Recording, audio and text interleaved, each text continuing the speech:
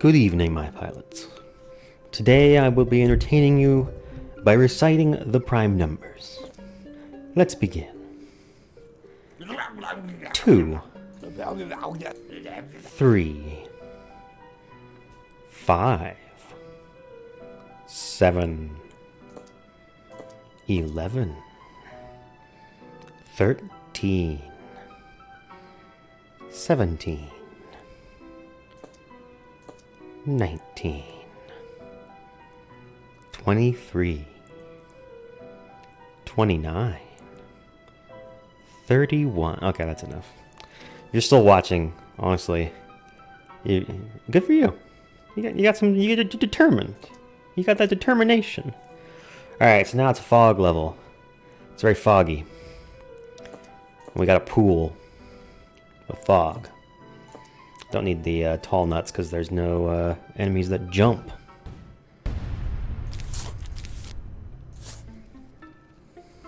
And we got sea shrooms now. Aren't they cute?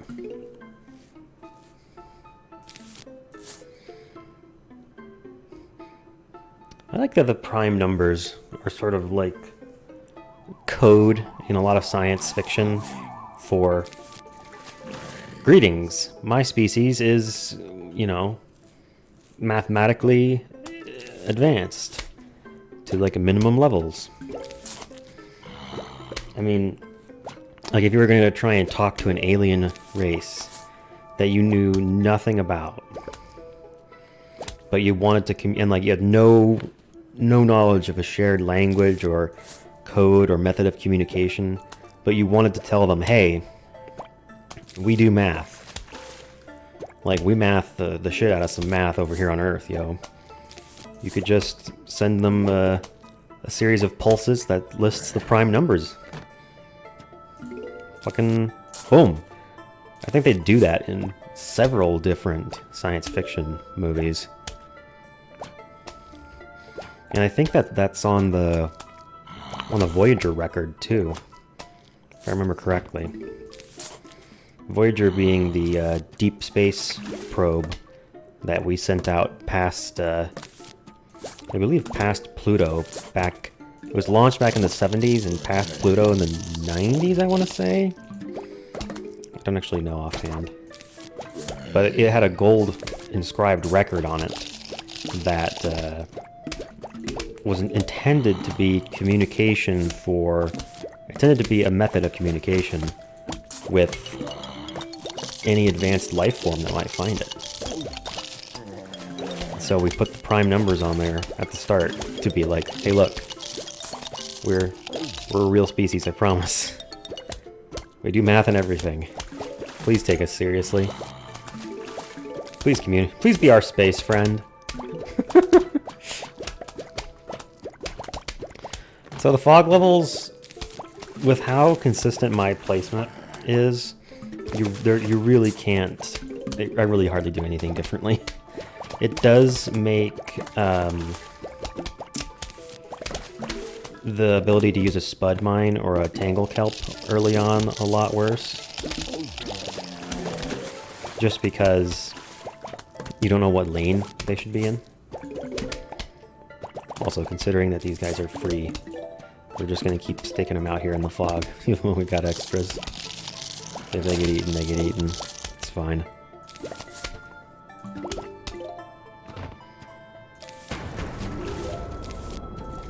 Oh, this is just a short level, huh? Okay. This should be easy. I would have only planted like 6 sunflowers if I had realized the level was this short. Also, the Jack-in-the-Box zombies are very strange. I'm gonna have to read the description for them, because to be quite honest, I don't remember exactly what their shtick is.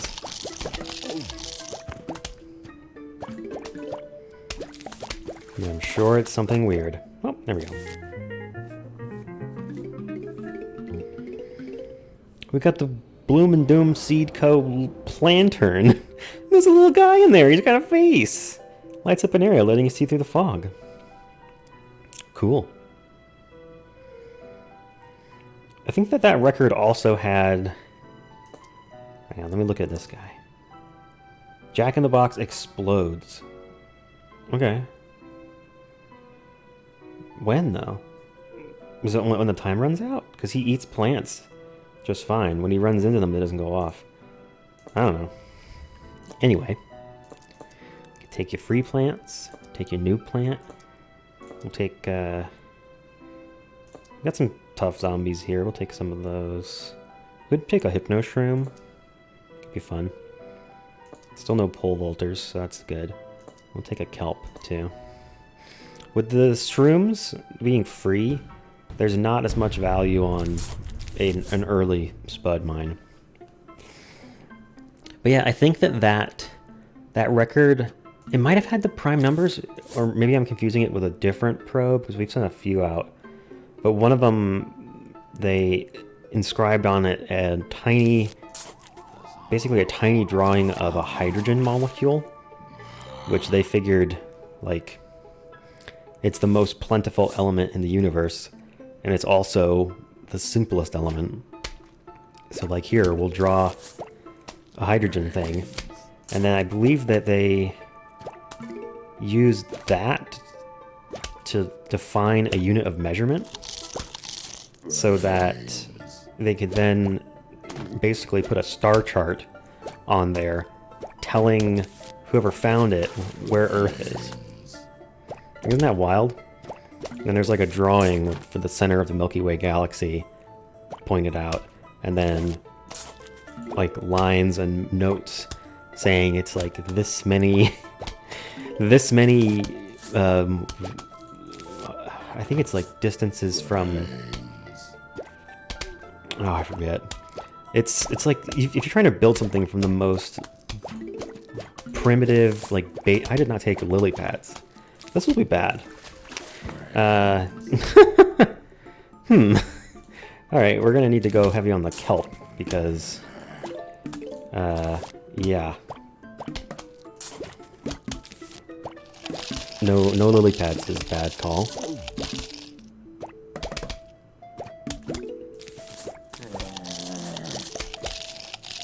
Okay, at least his cone is gone. There we go.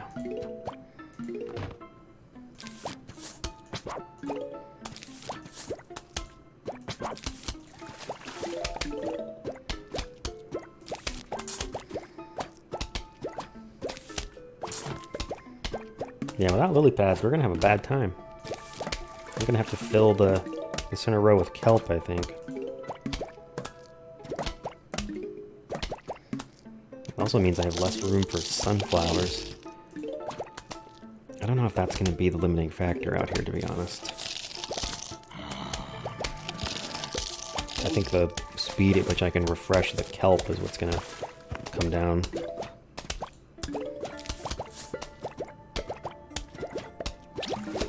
I guess I should have put the repeater on the row where my plantern is so that we can hopefully protect the plantern.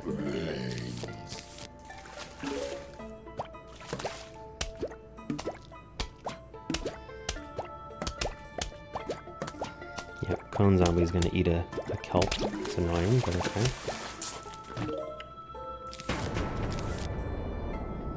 It's a 2 flag level, so not too bad. I'm just hoping we don't have like 8 zombies pop up in the pool. That would be bad. Look at him go. I've been watching the Orville with Megan, and it's great. Like, the episode quality varies a little bit. Some are better than others. Some are better science fiction than others. Some are better comedy than others. But overall, it's been interesting. And it's done a few things. It's done a few things that Star Trek was always too afraid to do. In my opinion. Like, I don't think there was ever an episode of TNG where they had some, like, court case episode, because those happens a lot, where the person on trial ends up losing.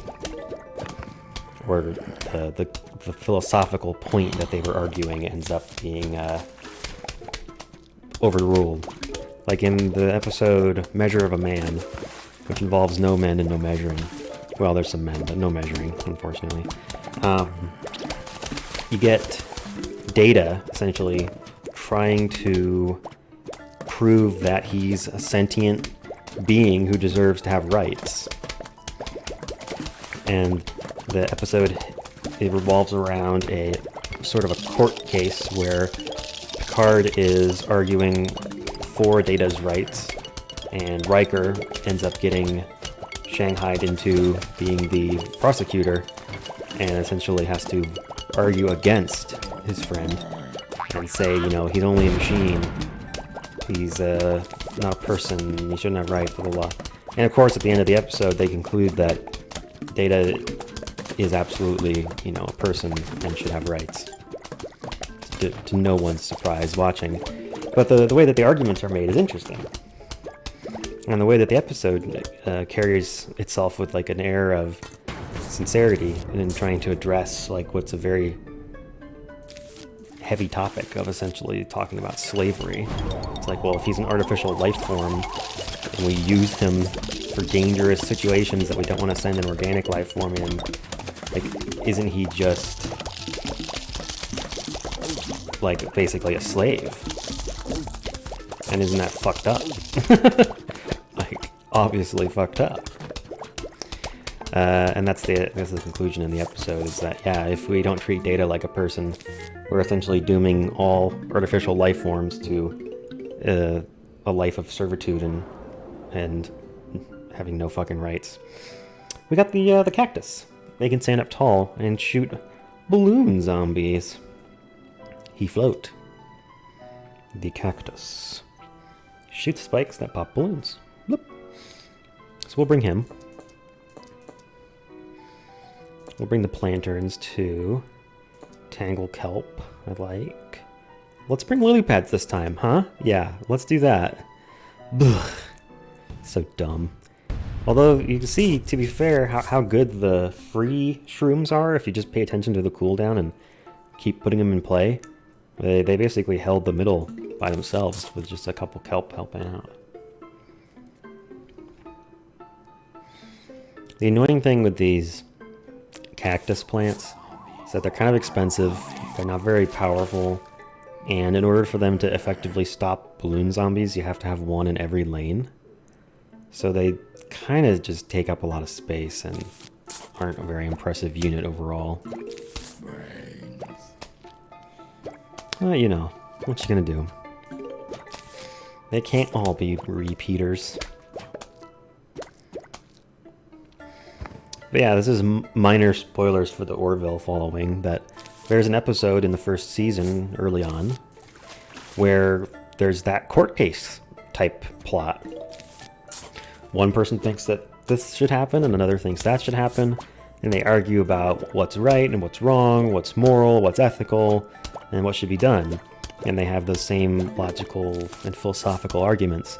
And then at the end of the episode, the good guys lose the case and are overruled. And they just have to accept it and move on. And go, like, continue to live their lives. And I don't think that ever happened in Star Trek. And I was legitimately surprised. I was fully expecting the good guys to win, you know? And now, I haven't seen the later seasons, I don't know how it goes, this is my first time watching, but it has me hopeful that the show will foil some other tropes as well. Like, maybe they'll kill a main character in an episode that isn't a series finale. Or a season finale, imagine that. Maybe when a character is in danger, they'll actually take the threat seriously enough to make you wonder what's going to happen. Wouldn't that be wild?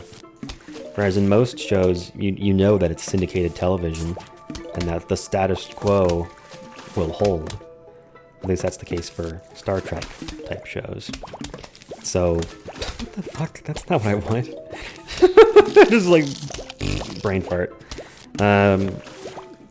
That's less the case these days. You know, if you're watching like the new season of Stranger Things, like, yeah, they could kill a name character on a show like that. They're not as worried about trying to get renewed for another season and like having to get ratings and shit like that. So they're able to do plots and things that aren't as immediately that are more impactful over the long term. Because even when TV shows have already gotten renewed for their next season or whatever, they're still syndicated television. It has always been and still is extremely timid regarding breaking the status quo. Like, you would never have an episode of TNG where a named character just randomly died unless there was some extraordinary external circumstance. Like, for example, when Tasha Yar was character, when Denise Crosby's character Tasha Yar was killed because Denise Crosby wanted to leave the show. But outside of something like that, where there's an issue with the talent or someone's, an actor dies or something like that, they just don't take any risks on syndicated television. And I was surprised when the Orville had the good guys lose. Just a court case, nobody died, but now I've got my fingers crossed that they'll actually be brave enough in the writer's room to do something a little more unique and a little more risky. That's my hope.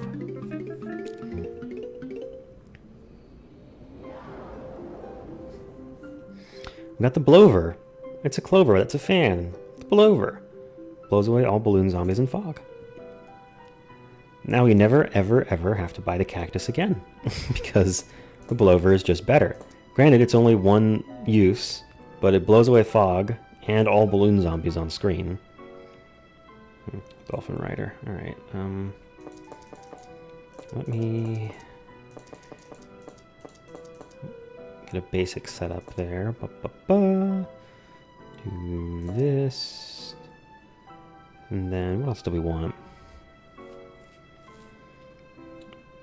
For these guys, probably just a walnut, maybe a kelp.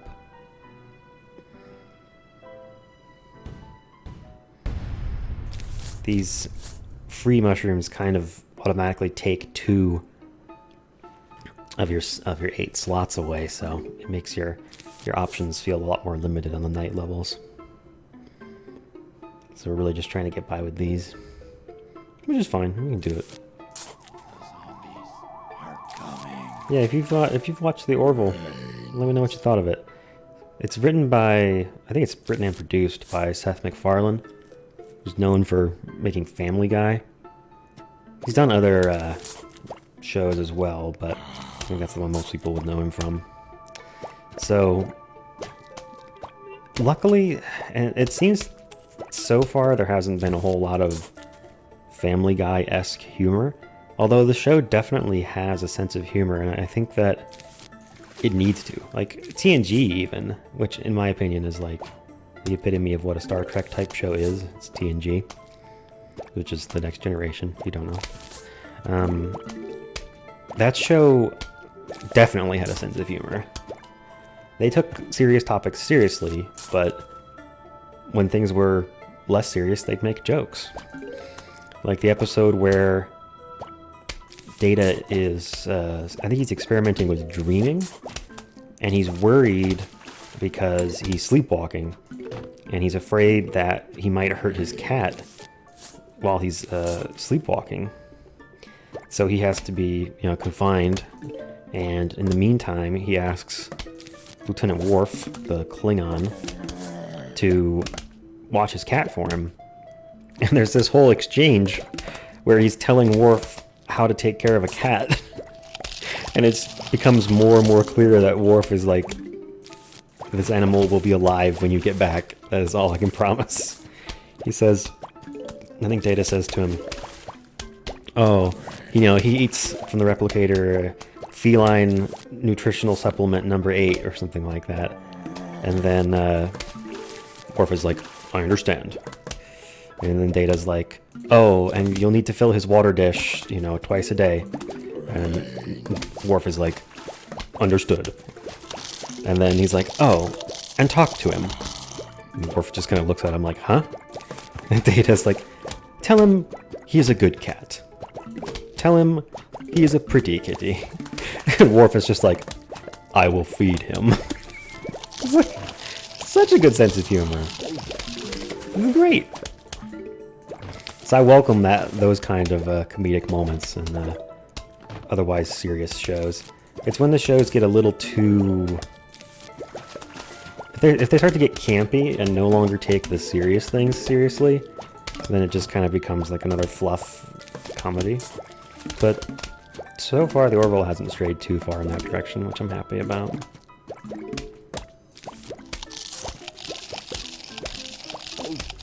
Somebody's eating one of my mushrooms in the fog, and I don't even know where it is. A huge wave of zombies is approaching. We're going to want to hold on to 100 sun for a blowover here, because there's going to be some balloon zombies in this wave, I'm sure. It's really funny because I have avoided watching Star Trek Discovery and Star Trek Picard because basically everything I've heard about them is bad.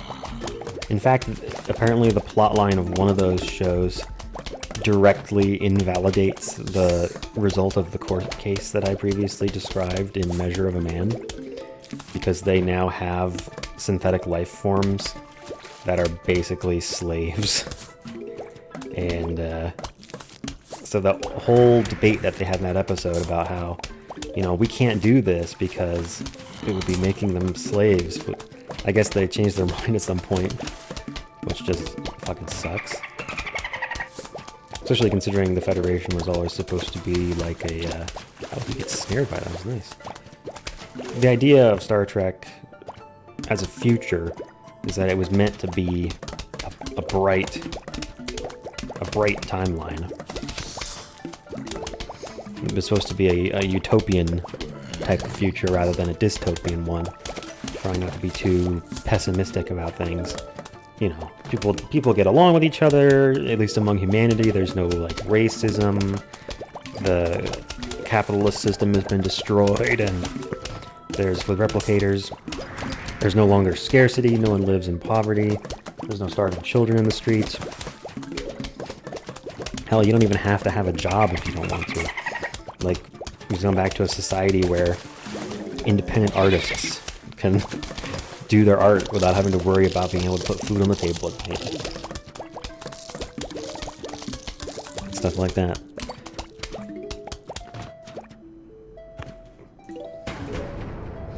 I like to think that the future that we have is going to be like that. I mean, it's either that or we destroy ourselves. What is the Carl Sagan line? If we do not destroy ourselves, we will one day venture to the stars. Okay, you guys gotta just... Whoops, okay. Oh, this is embarrassing. Nice, that'll work. We got there in the end.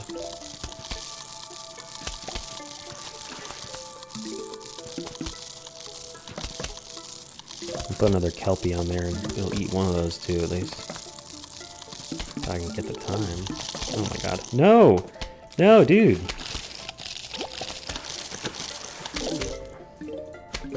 Yeah, we got him!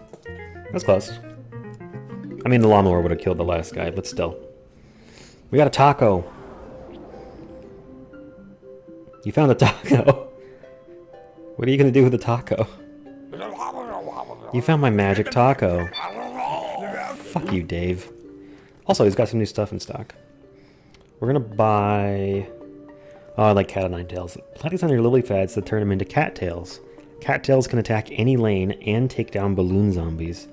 We're gonna want to get that, but first we want better sunflowers. I think that's the next thing. So let's buy pool cleaners and sunflowers. Me and my buddy Harvey Weinstein used to break... What? Harvey's out of town. Oh my gosh. Yeah, these levels are weird.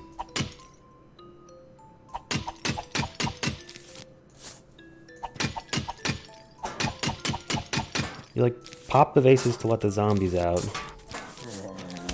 And then... like... once you've killed all the zombies and cracked all the vases, you win the level? It's weird. It's weird. I guess the green ones are always... Well, that was stupid. Are always good? I don't know. Oh, here we go.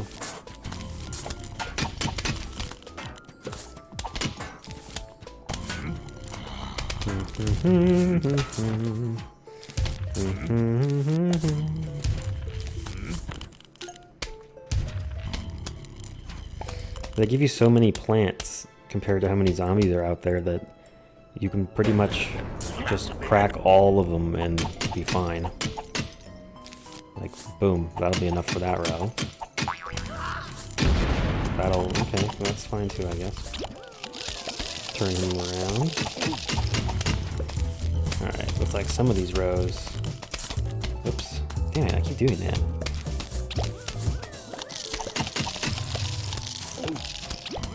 Some of these rows have more zombies than others.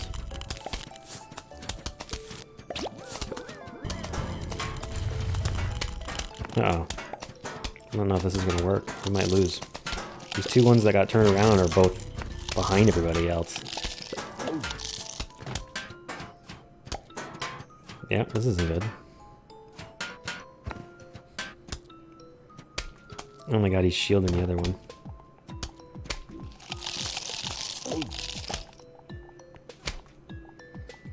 No, and he took another hit for him too after he fell. Well, you know what we got? Lawnmowers. Actually, with the lawnmowers, is it even possible to fail at these levels? Like, can you just crack all the vases and then do nothing? Oh my god, I think you can.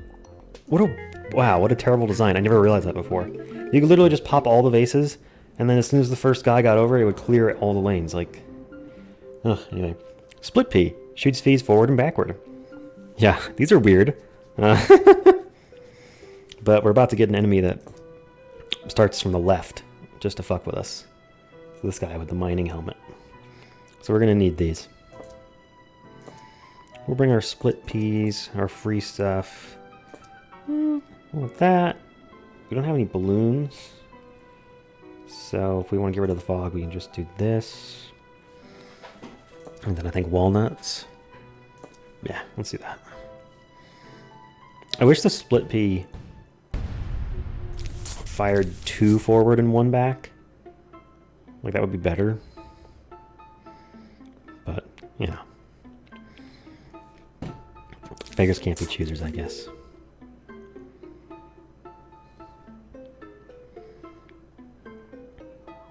zombies are coming. Brains. No, the brains!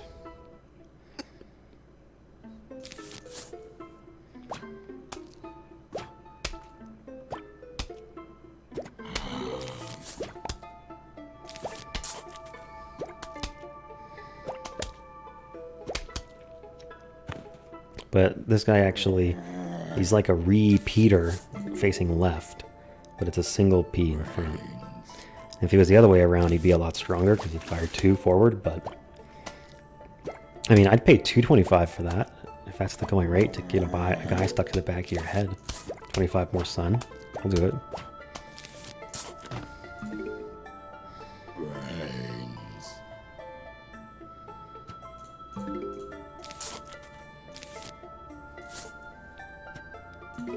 Brains. I love how happy the sunflowers look. They just seem pleased with themselves, you know?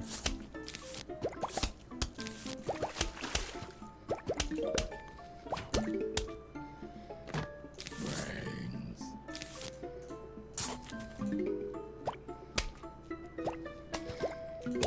So the way that these twin sunflowers work, you have to plant it on top of an existing sunflower.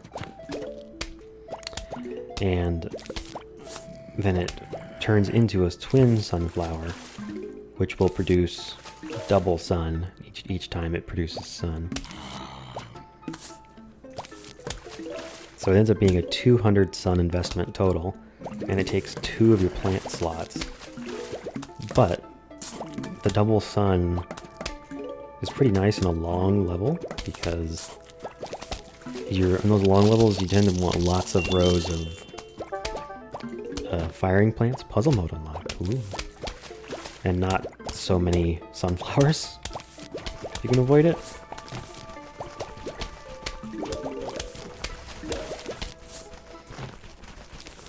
Nope, and there goes a digger. Alright, we're gonna have to try and take care of him quickly, if at all possible. There we go. Luckily, they're stunned for just a moment after they come up.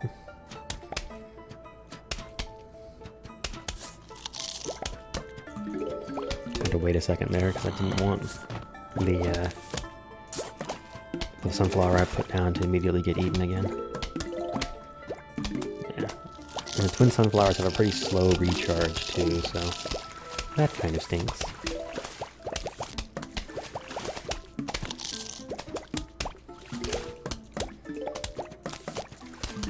It does mean that you're very rarely going to have a level where you just max out on twin sunflowers.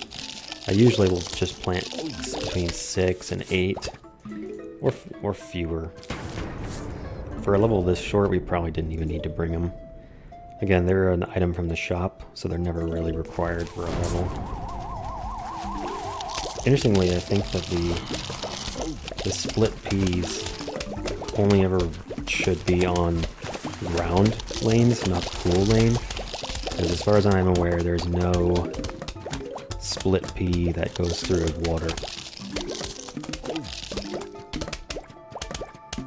I think. Kind of racking my brain here. And we got the star fruit.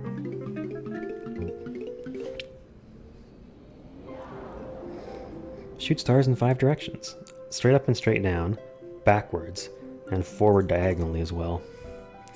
We're about to make an absolute clusterfuck. I hope y'all are ready for this. Okay, so we learned that we don't need the twin sunflowers for these levels because they aren't long enough. Let's bring our mines and walls. Call that good. We're going to try and just fill up the field with star fruit.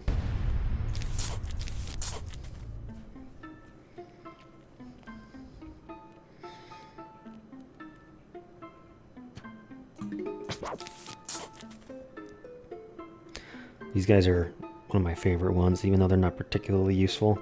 In these few levels, right after you get them, it's fun to just try and fill the whole screen with them, because they shoot 5 projectiles.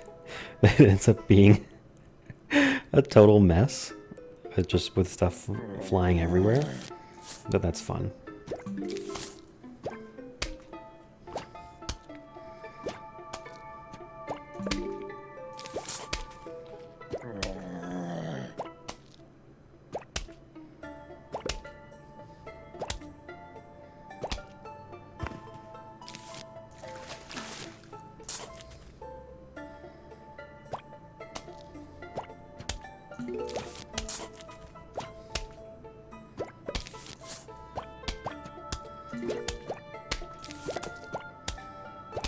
Almost got ahead of myself and put a lily pad down there. Forget we're on a night level where I need lots of sun for just getting my sunflowers established early.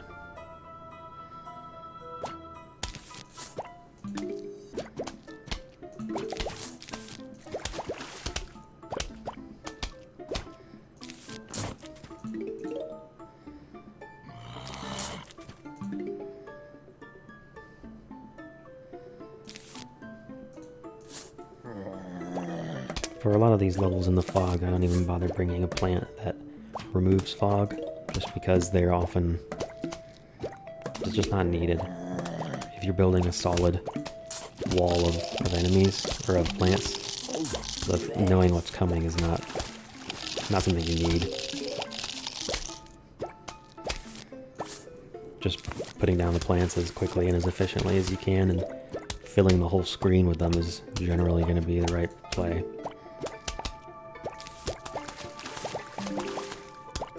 I mean, we've got the same defenses on every lane now, don't we? So, what would it matter if we could see what was coming? Interestingly, you can also see the top row because they're kind of behind the menu up there. So that's a little bit interesting. Trying to figure out the exact diagonal direction that these star fruits shoot can be a little weird. But they go at like a 30-degree angle forward, I guess. Was it at 36 degrees maybe? Probably half of 72 if I had to guess. If it was even.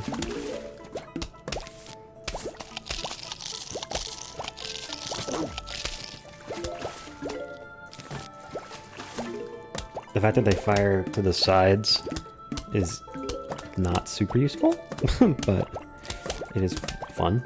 It just puts more crap on the screen, which I'm here for, you know?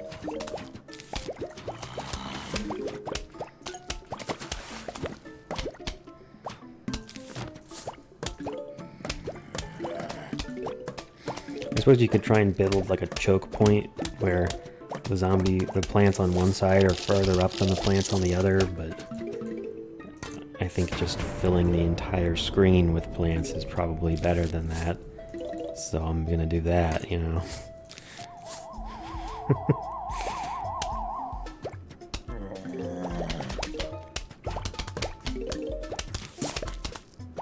They also don't really have a limit on how far they see. So they'll fire off in all different directions, no matter what lane they're looking at. If it's far ahead, doesn't matter. And as you can see, it just gets to the point where it's like pew, pew, pew, pew, pew. Shit everywhere.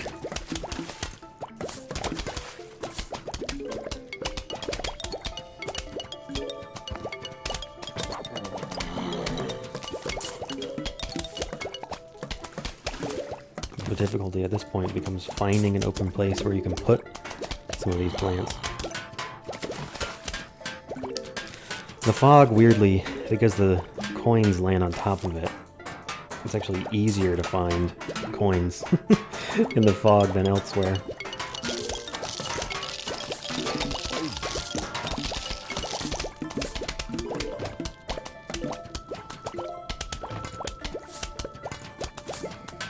I'm getting ahead of myself removing plants I don't need to remove, but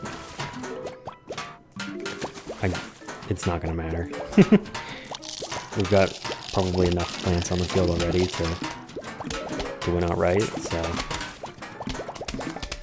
deleting a couple sunflowers a little earlier than I needed to is not going to be the deciding factor.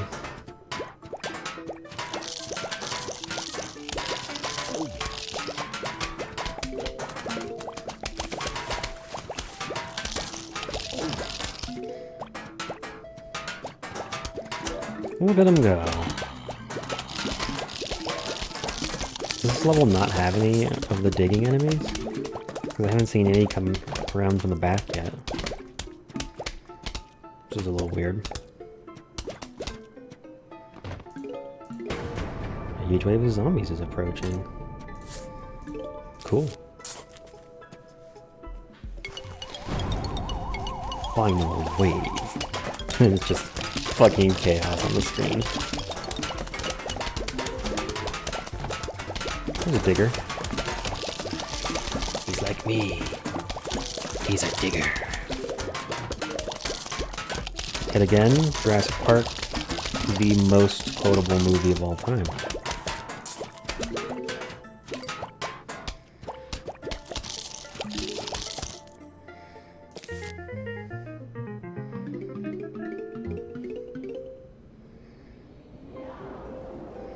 Pumpkin, or what's left of one, protects plants within its shell. Essentially lets you turn any plant that you have in the front row into a slightly worse walnut. Because it is expensive. I don't think it's particularly toughness high, toughness very high, high. So I guess it's the same toughness as a regular walnut.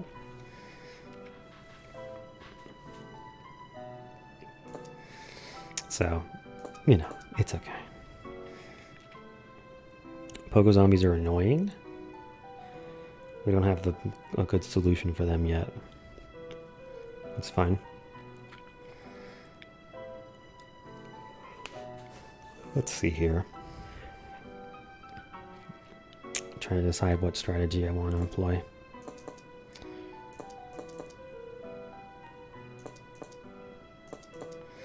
Wish you could rearrange things up here, but the only way to change it is by clicking on and clicking off.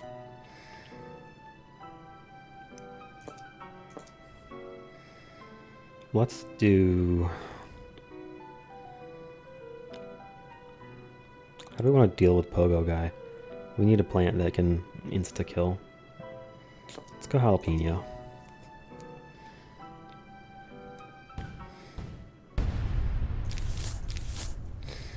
Because I don't think that the spud mines work on the Pogo Guys. I think they just jump right over them.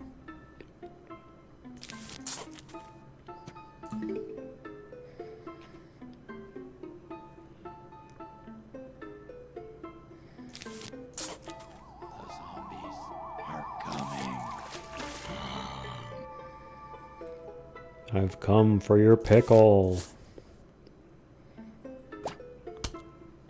Give me another sun. Oh my god.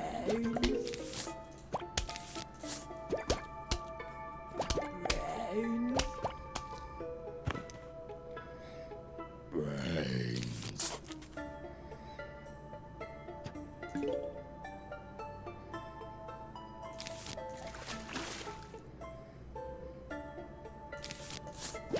I wonder why the sea shroom recharges so much slower than the puff shroom. I get that there's only 2 pool lanes and there's 4 of these, but it looks like the puff shroom charges at like 8 times the speed, not double. Or 4 times the speed, yeah, if not more.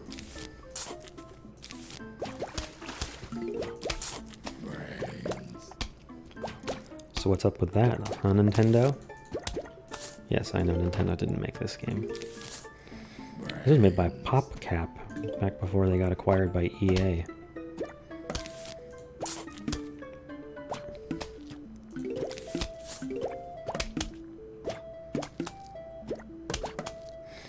I have not yet played the sequel game, Plants vs. Zombies 2, but I am aware it exists.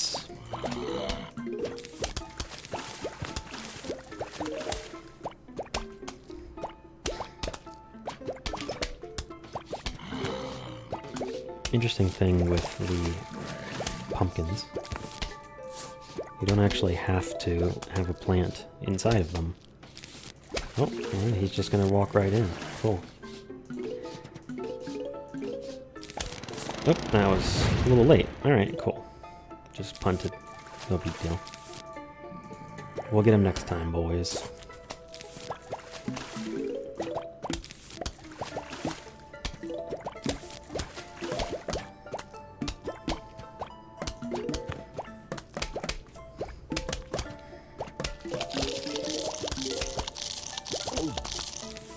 What lane is that coming from? I don't know why it sounded like it was the bottom lane. is that crazy? My brain was like, oh, it's the bottom lane. I hear it coming from down here. There's no way that's right, because we have stereo sound. We don't have two-dimensional. It doesn't go up and down.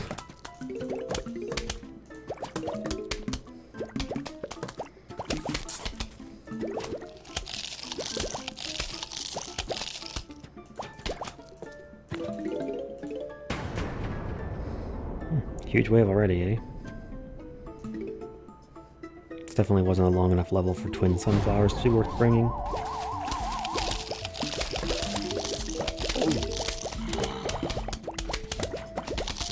Watch for a Pogo Guy. He's a preemptive jalapeno this time. The only real concern is that we would end up being on the same lane as our missing one here.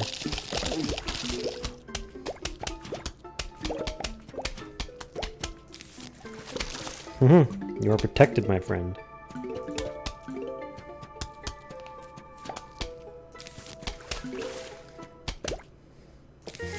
Ah, the ultimate mush. Magnet Shroom.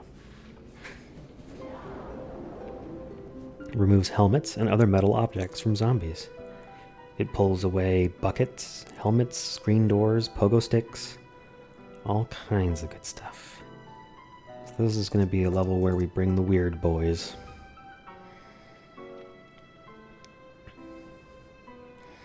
Okay, we want magnets.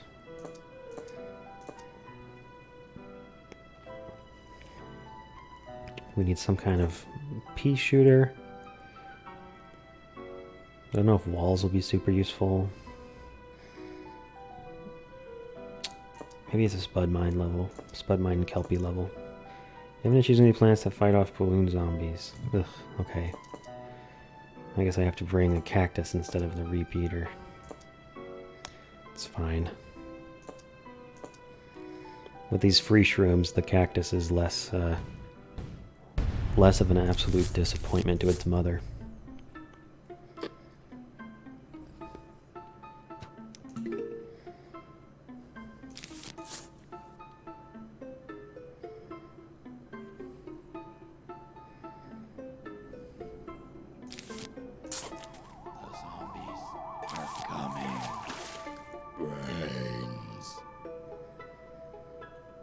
Also, I guess the Spadaux are kind of useless on levels where I have buff shrooms because the whole field just gets full of shrooms so quickly.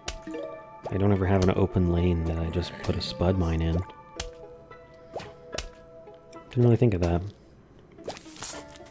I'll take that one going forward.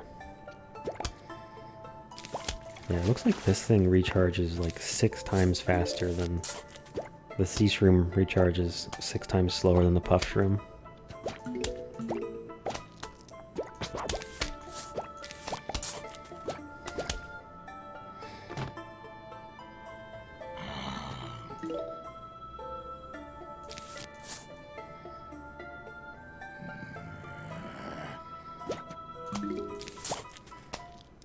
So we're going to want a row of cactuses.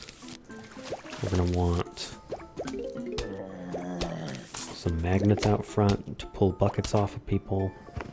Brains. So we're going to end up having to put lily pads out there too. We'll just keep it rolling for now.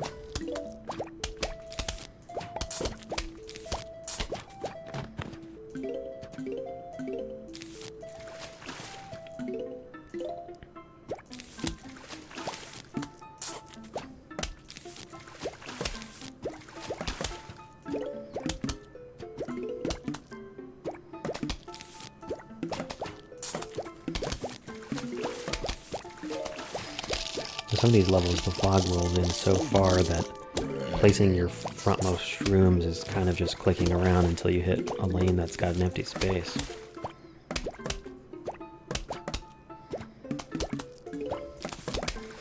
Alright, now row of these.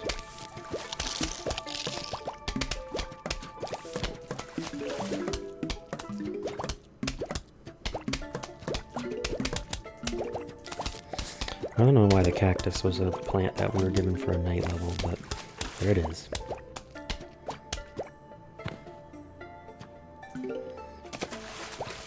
Kind of strange if you ask me.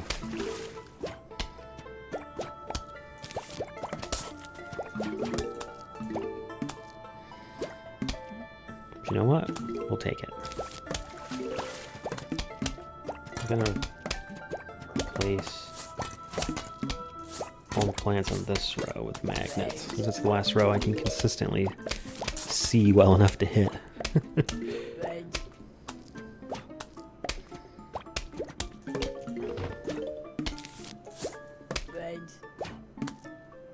Is somebody saying brains in like a weird voice? Am I hearing things? Magnets can affect 3 lanes.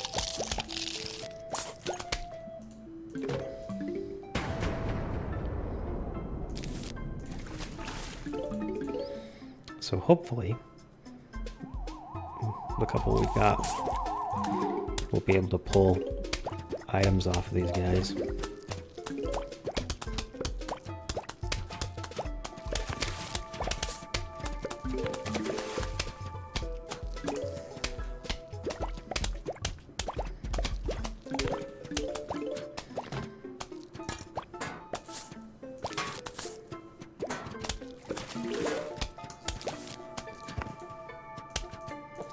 Okay, we got a full row up there now. I'm not gonna put down more there.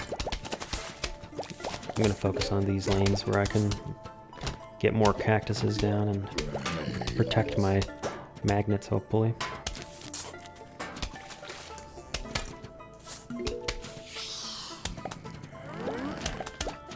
I guess that hissing noise was in the balloon being inflated. Is that what I'm to believe? Sounded like a snake zombie, but it looks more like balloon zombies. It'd be funny if them stretching let them shoot into the lane above.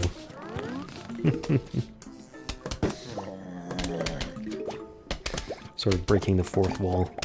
Where they're not actually growing taller, they're just growing across the yard because the perspective is that looks like that.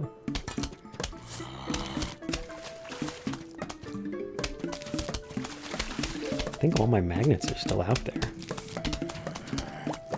Yeah, they're doing their jobs.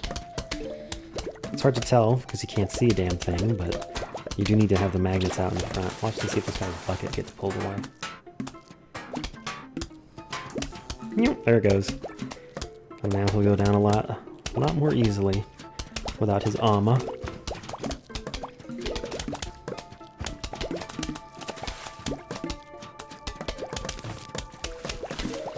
He is but a fool in a knight's armor. Money. Money. Oh my god, did a mushroom get eaten? Nope. They're all still here. I can't see, but I can tell that that space is not available for real estate development at this time.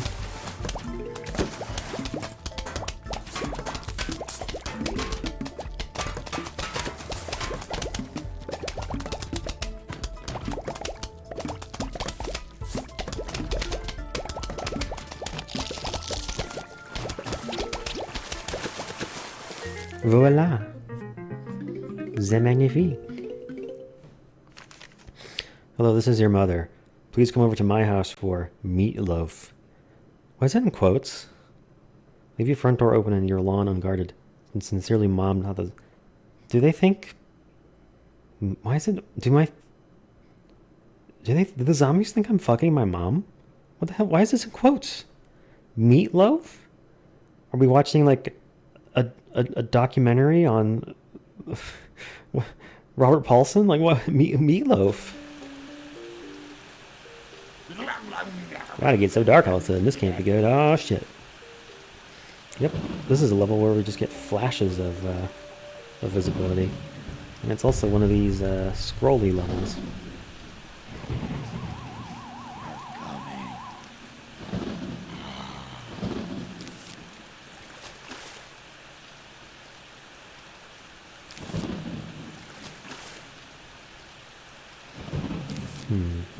We can go back there, I guess.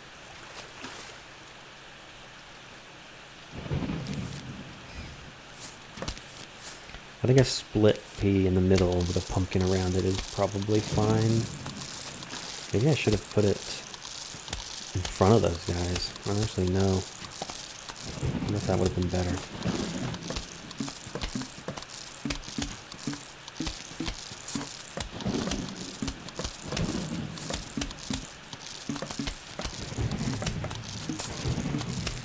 This is definitely a level where I'm going to end up with a really weird layout at the end.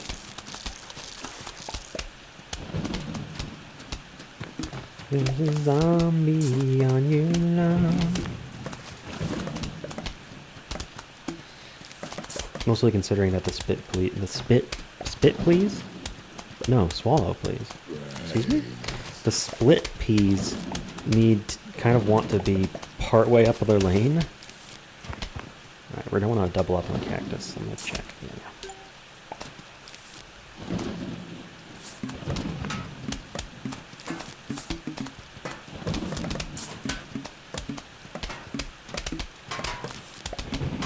It's a weird layout for sure. Do we have a cactus on the front? Let me see. Okay, we need one on this side.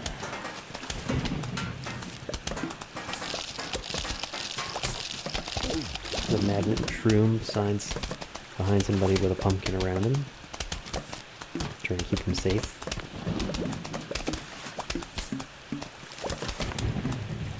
Yeah, I think we have cactus in every lane but the bottom lane now.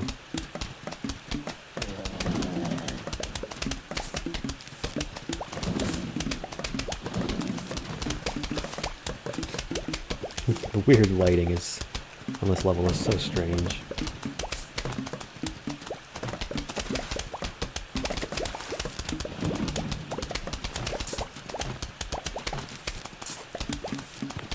Which lane needs a pumpkin? Maybe this one.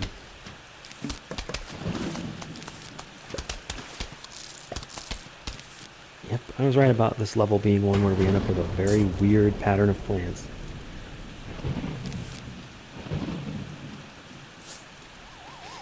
One thing that you can do to increase the effectiveness of stars is have them be across, but in front of a wall, like that.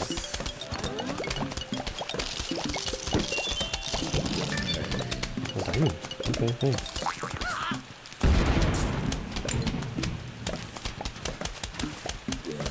I don't know how I'm meant to be able to detect it. I got a balloon zombie with like one flash worth of time to see it, but maybe it's possible. Oh, I have cacti in every lane. I don't even need to worry about balloons.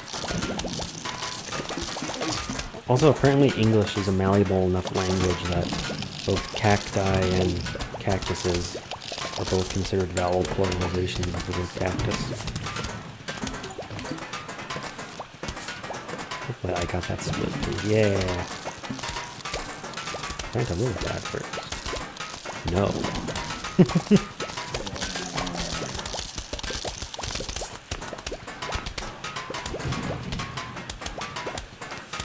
Yeah, at a certain point you reach a critical mass of plants where zombies in any lane are going to struggle to get close enough to do any damage.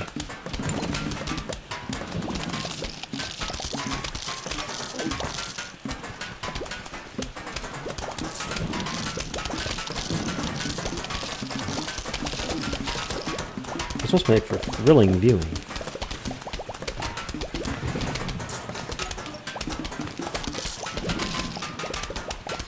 Just being able to occasionally see what's going on the screen.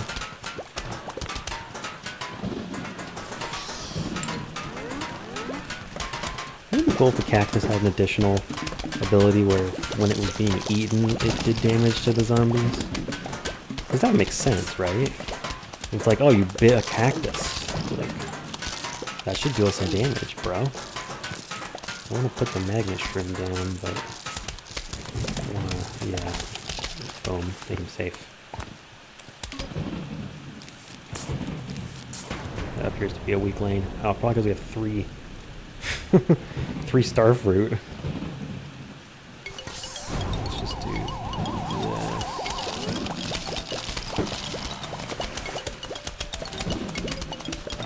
Trying to pull away as many toys as we can. It's really hard to see what the zombies are up to with such short flashes of time.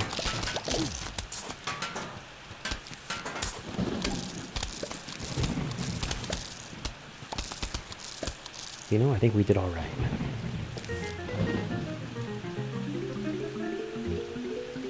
I did very well, actually. It was quite easy. Cabbage pult hurls cabbages at the enemy.